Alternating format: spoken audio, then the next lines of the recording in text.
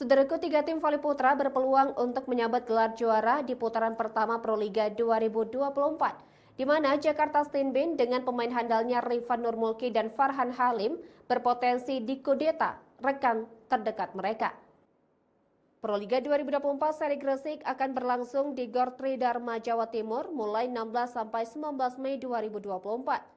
Sebanyak 6 pertandingan dari putaran pertama dan 6 laga dari putaran kedua akan menghiasi Proliga 2024 akhir pekan ini.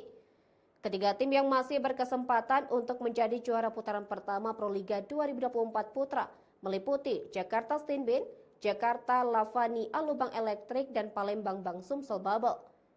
Ketiga tim ini sama-sama membukukan 4 kemenangan meski dalam perolehan poin memiliki perbedaan pada tabel klasemen Proliga 2024 Putra.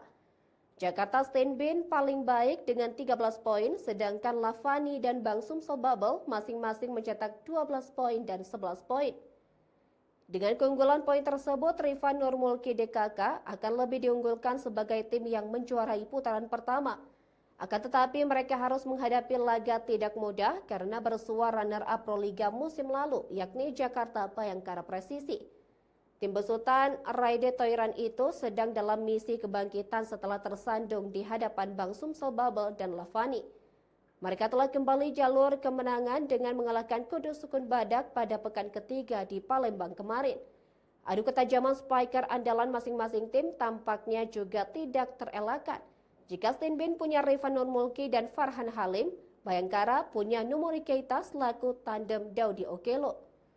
Keita Oposside asal Mali yang musim lalu tampil di Liga Italia telah menyamai torehan poin Rifan di puncak klasemen top skor walau melewatkan pertandingan pertama.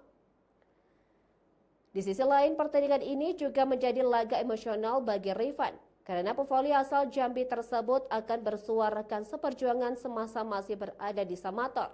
Di antaranya Randy Febrian, Nizar Zulfikar hingga Yuda Mardiansyah Putra. Adapun Lavani dan Bang Sumsel Bubble, mereka akan bertemu lawan yang di atas kertas tidak lebih diunggulkan pada pertandingan terakhir mereka.